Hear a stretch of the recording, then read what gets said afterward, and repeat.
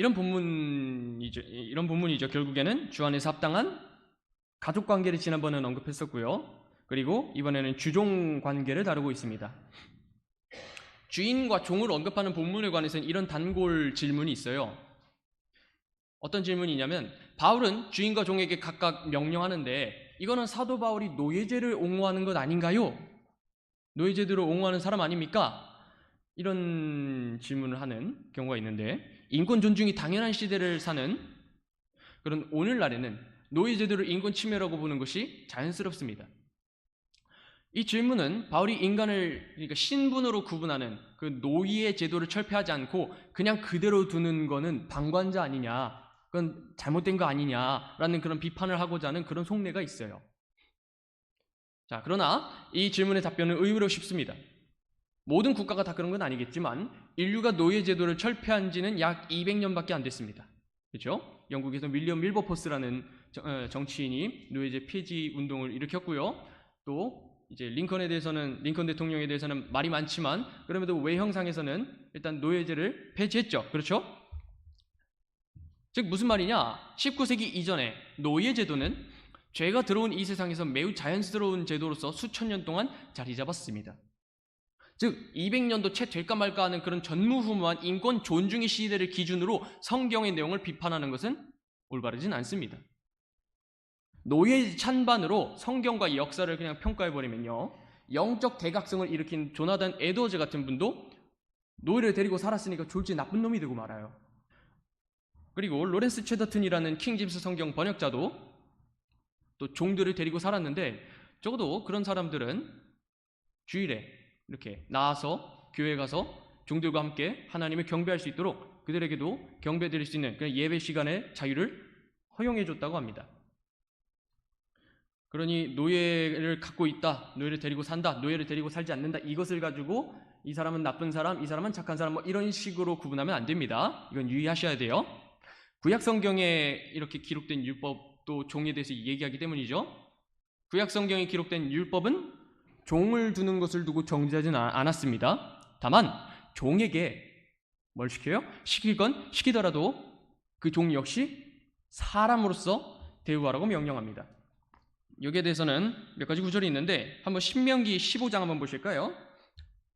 아마 제가 유인물이 지금 양면으로 하면 시간이 너무 걸려서 이번에는 본문 말씀을 많이 찾아봐야 될 것 같습니다. 신명기 15장 15절입니다. 본문 쭉 살펴보면요, 신명기 15장 12절부터 18절까지인데 그 핵심이 15절에 담겨져 있습니다. 왜 우리는 종을 사람답게 대우해야 되는가? 왜 우리가 데리고 사는 그 종을 짐승처럼 대우하는 것이 아니라 똑같은 사람으로서 대우해야 하는가? 신명기 15장 15절 한 목소리로 읽겠습니다. 시작! 네가 이집트 땅에서 노예였던 것과 주 네 하나님께서 너를 구속하신 것을 너는 기억할지니라. 그러므로 내가 오늘 이것을 내게 명령하노라. 그렇죠? 그때 어떻게 지냈었습니까? 아주 그냥 마구잡이로 학대를 받고 살았던 시절이 있었습니다. 너희는 똑같이 이집트와 같이 세상 사람들이 그러는 것 같이 종을 그러니까 짐승 때리듯이 그렇게 대우할 것이 아니라 동등한 사람으로서 좀 훼손된 거는 있지만 어떤 하나님의 형상을 가진 한 대상으로서 인격체를 가진 존재로서 대우할 것을 가르치고 있습니다. 하나님께서 제정하신 율법은 주인과 종 사이의 수직관계를 부숴야 한다는 그런 혁명적인 조항을 준 게 아닙니다. 오히려 종을 사람으로서 올바르게 대우해서 이웃사랑을 실현하라는 그런 의도를 갖습니다. 그러므로 우리는 성경이 기록된 주종관계를 이해할 때 노예제도에 선악을 두고 따지는 건 좀 뒤로 해둘 필요가 있습니다.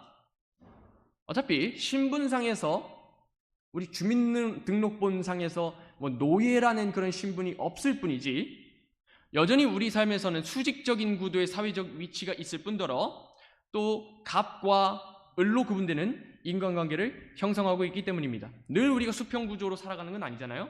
위에 또 과장이 있을 수 있고 차장이 있을 수 있고 사장이 있을 수도 있고 기업체로 치면은 대기업 밑에 하청업체가 있고 그렇지 않습니까? 그래서 우리가 본문에서 볼 핵심은 이거예요. 다스리는 역할을 맡은 자와 섬기는 역할을 맡은 자가 각각 그리스도 안에서는 동일한 그리스도의 몸의 지체입니다. 첫 번째 핵심이고요. 두 번째는 각자가 소금과 빛으로서 어떤 식으로 그리 그리스도인임을, 그러니까 구원을 어떻게 일하여 드러내야 하는지를 살펴볼 필요가 있습니다. 그래서 우리가 첫 번째부터 네 번째까지 한번 보도록 할 건데요. 첫 번째 우리가 주목해 볼 것은 종들에게 주어진 순종의 명령입니다. 종들에게 주어진 순종의 명령. 22절부터 종들에게 명령이 먼저 주어져요. 22절부터 23절까지는 제가 읽도록 하겠습니다. 종들아, 육체에 따라 너희 주인인 자들에게 모든 일에 순종하되 사람들을 기쁘게 하는 자들 같이 눈으로 볼 때만 섬기지 말고 하나님을 두려워하면서 단일한 마음으로 하라. 또 너희가 무슨 일을 하든지 마음을 다해 주께 하듯 하고 사람들에게 하듯 하지 말라라고 합니다. 바울은 복종해야 할 사람과의 그 주종관계에 대한 실제적인 교리를 자신이 양식대로 가르치기 시작합니다. 자녀가 모든 일에서 부모에게 순종해야 하죠. 자녀는 물론 공경할지 안 할지는 실제로 어떻게 지내는지는 모르겠지만 어쨌든 공경을 해야 하죠. 그것이 주님의 명령이죠. 마찬가지로 종도 모든 일에서 주인에게 순종해야 합니다. 바울은 주인이 육체에 따라, 즉 현세적이고 육체적이며 지상의 주인이라는 점을 지적하면서 주인 역시 제한된 권위를 가지고 있음을 인정합니다. 내 위에 과장이 있고 차장이 있고 사장이 있을 수 있습니다. 그러나 사회적 지위를 갖고 있다 한들, 더 높은 사회적 지위를 갖고 있다고 한들 사람이 죽어서까지 그 지위를 챙겨갈 수는 없습니다. 해봐야 이 사람은 생전에 어느 지위까지는 달고 살았다, 이런 기록은 남을 수 있겠지만요, 그 지위에 속한 사람에게 문제가 생기면 다른 누군가가 그 지위를 가로챌 수도 있죠. 이 점에서 주인은 인간으로서 죽음이라는 명백한 한계를 갖습니다. 그것은 어느 대기업 회장도 예외가 없습니다. 다만 그런 한계가 있다 할지라도 종은 여전히 그 주인을 섬겨야 될 자로서 올바르게 섬겨야 할 것을 성경은 가르치고 있습니다. 베드로전서 2장 18절에 보면요, 이렇게 기록되어 있습니다. 종들아, 모든 두려움을 가지고 너희 주인들에게 복종하되 선하고 부드러운 자들에게뿐만 아니라 까다로운 자들에게도 그리하라. 그러니까 주인이 부드러운 자이든 까다로운 자이든 이것은 종이 선택할 수는 없습니다. 다만 어떤 상황에서든지 종은 섬기는 자로서 주인들에게 단일한 마음으로 복종할 것을 가르치고 있습니다. 바울은 이제 먼저 하지 말아야 할 것을 보여주고 그 다음에 종으로서 해야 할 것을 보여줌으로써 종들의 순종에 대해 설명합니다. 첫째, 종의 순종은 남을 기쁘게 하는 자로서 그런 눈치만 보는 그런 순종이 되어서는 안 됩니다. 이것은 이기적이거나 이제 교만한 욕망에 의해서 동기가 잘못된 그런 순종을 가리킵니다. 여기에는 기준이나 의무 때문에 순종하거나 아니면 무언가를 얻기 위해 그냥 순종하거나 사람 앞에서 잘 보이기 위해 순종하거나 체면을 살리기 위해 순종하는 것이 다 포함됩니다. 둘째, 바울은 종의 순종이 어떠해야 하는지를 식별하는 종의 자질을 제시합니다. 종으로서 갖춰야 하는 마음이 무엇이냐 묻는다면 우리는 단일한 마음이라고 답해야 합니다. 종이 가져야 하는 것은 두 마음을 품는 것이 아니라 오롯이 자기를 고용한 사람에게 합당한 어떤 일을 할 수 있도록 단일한 마음을 가지고 있어야 합니다. 이는 주인을 진심으로 헌신적으로 섬기는 것을 의미합니다. 그러니까 또한 사람은 이제 사람을 두려워하는 게 아니라 하나님을 두려워하는 것을 포함해야 합니다. 그러니까 모든 종들은 각자가 섬기는 그 대상뿐만이 아니라 또 우리를 구원하신 이 육체적인 주인보다 더 높으신 주, 곧 우리 주 하나님께 하듯이 또 사람에게도 또한 순종해야 할 것을 보여주고 있는데요. 그래서 하나님을 두려워하는 것을 포함해야 한다고 또 일러주고 있습니다. 종의 순종은 무엇을 하든지 포괄적이어야 하고 마음을 다해 부지런을 떨어야 하며 사람에게 하는 것처럼 하지 않고 주님께 하듯이 섬김으로써 종으로서의 품위를 지켜야 합니다. 이것은 종이 아니더라도 오늘날 이 노예제가 없는 이 시대에서는요, 가불관계로 생각해도 을은 을은 갑에게 이와 같은 대우를 해야 된다는 것을, 이와 같은 섬김을 보여줘야 한다는 것을 우리에게 가르치고 있습니다. 자, 두 번째입니다. 두 번째는 종들에게 주어진 불순종의 결과입니다. 24절은 잠깐 넘어가도록 하고요. 25절부터 먼저 볼 건데요. 25절은 종들이 22절, 23절에서 준 명령대로 준행하지 않을 때 생기는 결과가 무엇인지를 보여주고 있습니다. 자, 여러분들이 유인물에 있죠? 골로새서 3장 25절. 골로새서 3장 25절. 여러분들이 유인물에 있습니다. 함께 찾아서 읽도록 하겠습니다. 시작!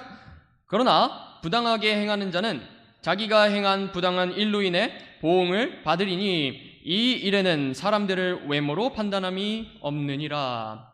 종들은 환경에 대항하여 대들고 일어나라는 그런 지시를 받은 게 아니라 환경을 뛰어넘으라는 지시를 받았습니다. 사람들은 자신이 저평가되거나 공정한 대우를 받지 못한다고 느낄 때 자신을 홀대하는 사람들을 향해서 죄악된 행동과 잘못된 행동을, 그런 잘못된 태도를 저지르고는 그것을 정당화하려는 경향이 있습니다. 당신이 나에게 이런 식으로 대우했기 때문에 나는 내 마음대로 할 거야. 분명 당신은 갑이고 나는 을이지만 그래도 갑인 당신이 나를 불편하게 했으니 나는 당신에게 당신을 불편하게 할 것입니다. 이럴 수는 있는데, 그러나 이것이 이제 고용주가 보기에는 결코 올바른 행동이 될 수 없죠. 올바른 태도가 될 수 없고 말입니다. 기억하십시오. 어떤 사람이 정당한 대우를 받지 못하든 혹은 정당한 대우를 받건 이 주님은 항상 공의롭게 그리고 공평하게 상을 주실 것입니다. 옳은 일을 하는 자는 반드시 그에 상응하는 영원한 보상을 받게 될 것입니다. 마찬가지로 잘못을 저지른다면, 그러니까 주인이 알든 모르든 관계없이 주님의 눈을 피할 수 없기 때문에 우리는 결국 언젠가는 드러나지 않을 것만 같은 그 잘못으로 인해서 정당한 징계와 보응을 받게 되고 맙니다. 그리고 주인이 영원히 그 잘못을 눈치채지 못하는 건 아니기 때문에 언젠가는 드러나게 되어 있죠. 그러니까 종이 어떤 부당한 짓을 벌였건 그 행위에 합당한 징계를 받게 될 것입니다. 주종관계가 아닌 회사 내 관계에서도 똑같이 적용됩니다. 부정부패나 비리 등의 문제를 암암리에 완벽히 은닉했다 할지라도 사람에 의해 누설되거나 아니면 계산서가 있잖아요. 계산서나 영수증이나 그런 장부나 여러 문서를 통해 결국에는 그런 잘못들은 드러나게 되어 있습니다. 그렇죠? 직업을 가진 우리 모두에게 요구되는 것은 무엇일까요?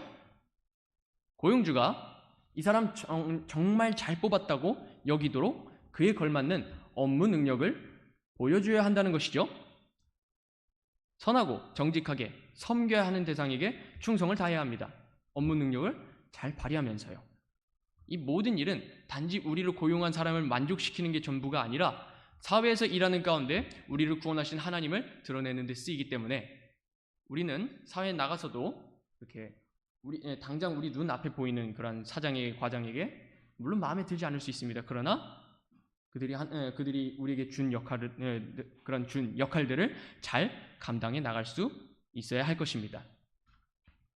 그래서 디도서 2장 9절부터 10절까지는요 이렇게 말씀하고 있습니다.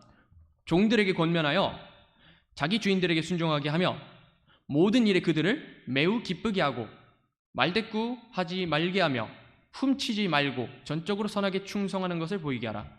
이것은 그들이 모든 일에 우리 구원자 하나님의 교리를 아름답게 장식하게 하려 함이니라 라고 합니다. 저는 어젯밤에 일이 있어서 이 용달 기사를 불러서 이제 물건을 실어 날라서 보내드려야만 했습니다. 그때가 한 8시쯤이었어요. 토요일 8시 반. 주 5일 근무제라는 그런 상식대로라면 토요일 오밤중에 일을 하는 것은 정말 부당하게 보입니다. 그렇죠? 주말에 마음 놓고 어디 다니기도 어렵고요. 아파트 공사 현장은 주말에도 일하는 경우가 있다 보니 현장에 물건을 납품하려면 때때로 주말 근무는 필연적입니다. 고용인은 이런 상황에 얼마든지 불편함을 느낄 수 있습니다. 이런 날에도 일을 시키고 그러나 마음 놓고 좀 준비하려고 하는데 마음 놓고 좀 설교 준비도 하고 마음 놓고 좀 놀러 다녔으면 좋겠고 그런데 그래가지고 불평불만을 가질 수 있죠. 얼마든지 그럴 수 있습니다. 그리고 사람이 많으면 또 무슨 일이 있겠습니까? 얼마든지 직원들과 뒷담화를 하면서 고용주에게 갖는 수많은 불평, 불만을 쏟아부을 수도 있지요. 그럴 수 있는 우리들에게 성경은 그럼에도 불구하고 주인을 존경하고 주인을 섬기라고 명령합니다. 심지어 그 주인이 같은 그리스도인이라면 그리스도 안에서 더 그렇게 하라고 가르치지요. 그래서 디모데전서 6장 1절부터 2절까지는 이렇게 말씀하고 있습니다. 멍에 아래 있는 종들은 다 자기 주인들을 모든 존경을 받기에 합당한 자들로 여길지니 이것은 하나님의 이름과 그분의 교리가 모독을 받지 않게 하려 함이라. 믿는 주인이 있는 자들은 그들이 형제라 해서 그들을 얕보지 말고 오히려 그들을 섬길지니라. 이는 그들이 신실하고 사랑받는 자들이요 은택에 참여하는 자들이기 때문이라. 이것들을 가르치고 권면하라 라고 합니다. 그럼 세 번째 한번 보도록 할까요? 왜 이렇게까지 해야 될까? 그러니까 종이 주인에게 섬기는 것은 당연하지만 때때로 우리는 이런 말을 듣기도 하죠. 중간만 하면 안 될까? 저도 어쩌면 이제 곧 있으면 군대를 가게 된다면 중간만 해라 뭐 이런 말을 많이 듣게 될 것 같아요. 예. 공감하시는 분들 많이 있을 것 같은데, 주인에게는 이렇게 종들을 사람답게 대우하라는 그런 명령이 주어지고요, 종들에게는 주인을 최선 다해 복종하라는 명령이 주어졌습니다. 그런데 실상 각자가 이런 경우가 있어요. 고용주는 인력을 최소화해서 밖으로 새는 돈을 최대한 줄여보려고 하는데 그래도 수익은 건져야 되니까 그러니까 고용인이 할당된 일 말고도 더 많은 일을 자진해서 해주길 원합니다. 그러니까 인력은 줄이는데 고용인의 노동량이 좀 더 늘어났으면, 알아서 고용인이 자기의 노동량을 늘렸으면 하는 바람이 약간씩은 있어요. 반대로 고용인은 자신에게 월급이 미뤄지지 않고 따박따박 들어오기를 바라면서도 맡은 일은 최소한으로 할 수 있기를, 그러니까 내게 주어지는 할당량은 좀 최소한으로 줬으면 하는 그런 바람이 있을 수 있어요. 또한 이제 MZ라고 불리는 현 세대들은 어려운 일들을 점점 회피하려는 경향도 있다 보니, 모든 사람이 그렇진 않지만 몇몇 사람들이 그렇죠. 그렇다 보니 정작 노동력이 필요한 직업군에서는 일손이 부족해서 직업을 완수하는 데 더 시간이 소요되는 그런 문제도 있습니다. 아까도 말씀드렸지만 이런 말 많이 하죠. 중간만 하면 된다는 말. 저도 군대를 다녀온다면 아마 이런 말 자주 듣게 될 것 같습니다. 일하는 사람 입장상, 이 노동자의 입장에서는 쉼과 여유가 확보되는 것이 중요하지만, 우리가 일터에서 어떠한 환경에 놓여 있건 간에 여러분들께서는 고용주가 고용한 그 목적에 부합하도록 최선을 다해 일해야 하며, 그 모든 최선을 우리가 주 예수 그리스도께 하는 것처럼 해야 합니다. 이 최선이 중요한 이유는 노동 역시 하나의 투쟁이기 때문입니다. 이거는요, 좀 고용주 입장에서 한번 얘기해 볼게요. 저도 아버지께서 사장이기도 하니까 아마 좀 얘기를 할 수 있을 것 같은데, 이 세상이 창조되고 사람이 만들어졌잖아요. 하나님께서는 아담과 이브에게 다산하고 번성하라, 또 땅에 충만하라, 그리고 땅을 정복하라는 명령을 주셨습니다. 아담과 이브는 하나님의 형상과 모양으로 지어진 자들로서 그들에게 주어진 땅을 경작하고 거기서 나온 소산을 누려야 했습니다.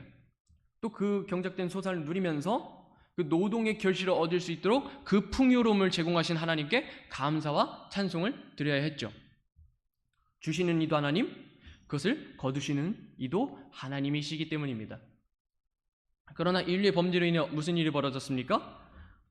우리가 충분하게 누릴 수 있던 것들이 이제는 언젠가는 고갈될 수 있는 위기에 놓이고 만 것입니다. 한번 찾아볼까요? 창세기 3장입니다.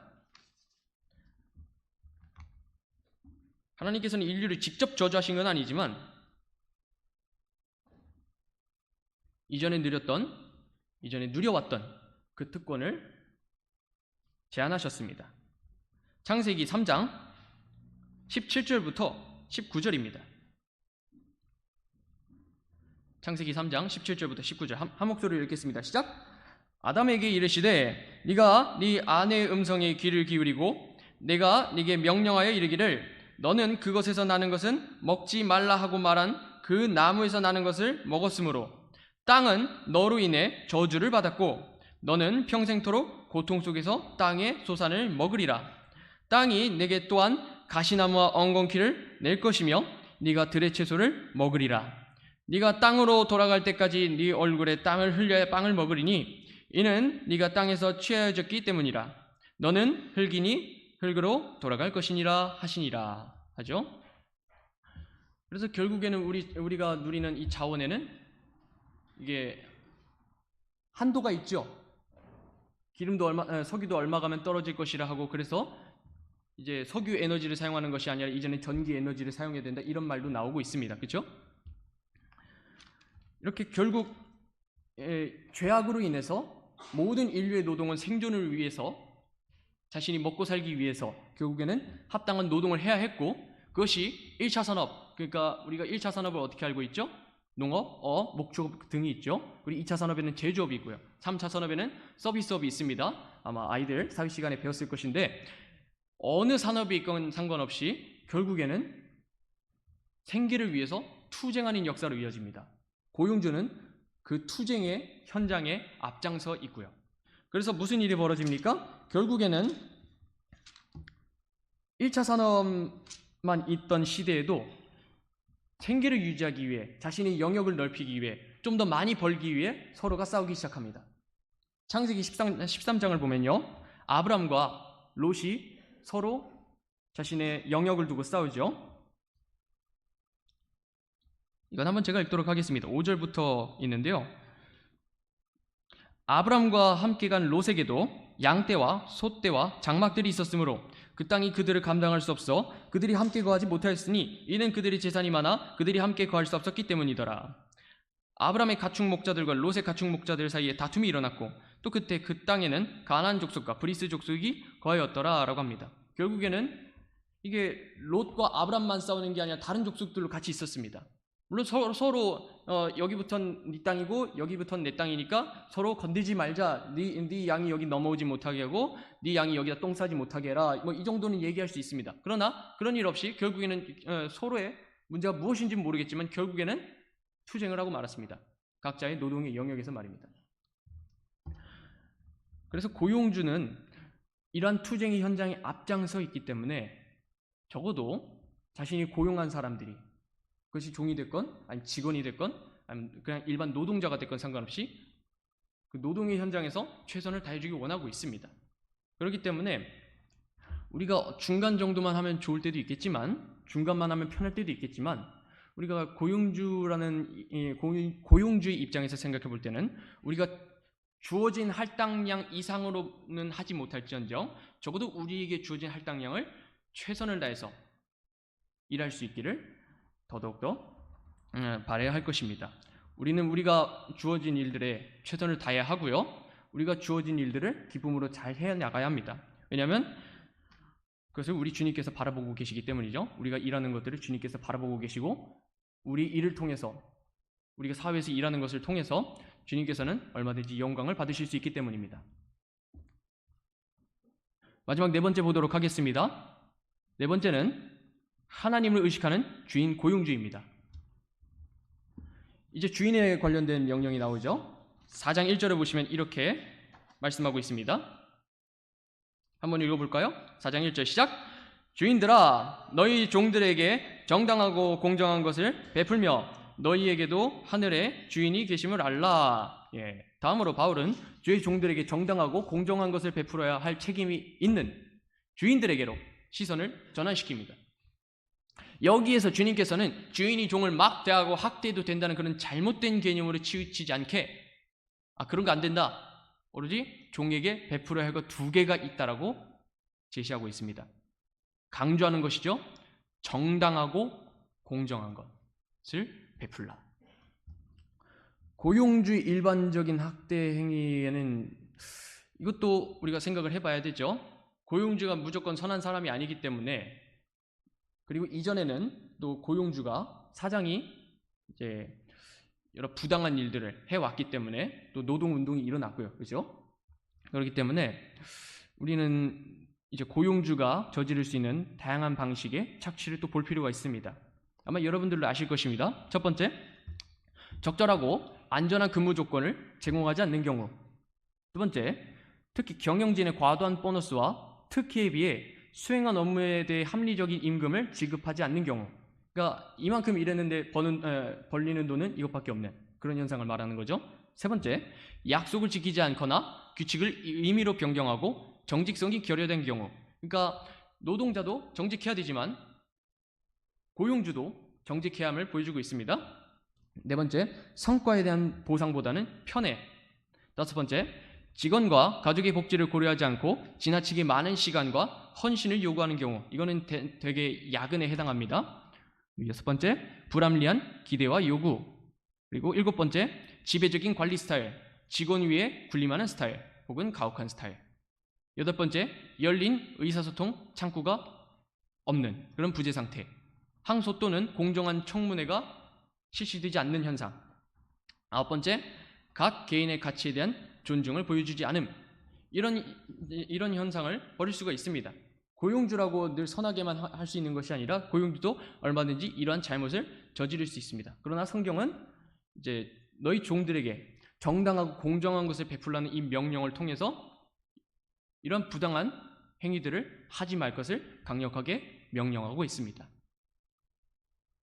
바울은 종이 주인을 주 예수 그리스도께 하듯이 종이 그러니까 주인을 섬길 때에 있어서 예수 그리스도께 하듯이 충성을 다해 주인의 명령에 복종해야 하는 것처럼 주인 역시 종을 하나님께서 보시기에 선하다고 여기도록 대해줘야 할 것을 명령합니다. 비단 종을 부리는 그런 주인이 아니라 할지라도 사회적 지위가 높은 그리스도인 고용주는 자기 밑에 있는 그리스도인 고용주 혹은 그리스도인 고용주가 아닌 일반 고용인이라 할지라도 또 선하게 대우할 것을 명령하고 있습니다. 이런 이웃사랑은 레위기에서 계속 나타나고 있는데 한번 찾아볼까요? 레위기 19장 13절입니다. 마지막 구절입니다.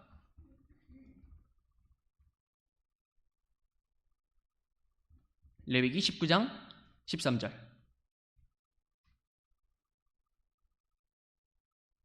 자, 찾으신 줄 알고 한 목소리로 읽도록 하겠습니다. 시작! 너는 네 이웃을 속여 빼앗지 말고 강탈하지 말며 고용한 사람의 삭슬 아침까지 밤새도록 내게 두지 말라. 무슨 말이죠? 제때 주라는 말이죠. 월급은 미루지 않고 줄 수 있을 때 지정 날짜가 있잖아요. 지정 날짜에 정확하게 주는 그런 선한 고용인이 될 것을 명령하고 있습니다. 율법 시대부터 그래 왔습니다. 이것을 서신서에서도 계속해서 강조해주고 있는 것입니다. 또한 이렇게 해야 되는 이유는 주인 위에 더 높은 하나님이 있음을 경계하라는 의미에서 레위기 25장 43절은 이렇게 가르치고 있습니다. 너는 그를 엄하게 다스리지 말고 네 하나님을 두려워할지니라. 하나님께서 여전히 주인을 지켜보고 계십니다. 하나님은 여전히 종을 지켜보고 있습니다. 그러므로 각자가 어떠한 관계에 있든지 주인과 종이든지 그것이 갑을 관계든지 혹은 갑을 병정 더 밑까지 내려가는 그런 관계든지 상관없이 우리 위에 하나님이 계신 줄로 알고 우리가 각자 섬기는 역할에서 최선을 다해야 하고 주님께 하듯이 또한 고용하는 사람 입장에서는 고용인에게 사람으로서 대우할 수 있도록 다른 성도들을 대하듯이 자기보다 낮은 지위에 있는 사람에게도 그러한 사랑을 베풀 줄 아는 그런 사람들이 되어야 할 것입니다. 오늘은 좀 어려웠지만 이것으로 마치도록 하고요. 각자 주어진 자리에서 함께 기도하면서 오전 예배 준비하도록 하겠습니다.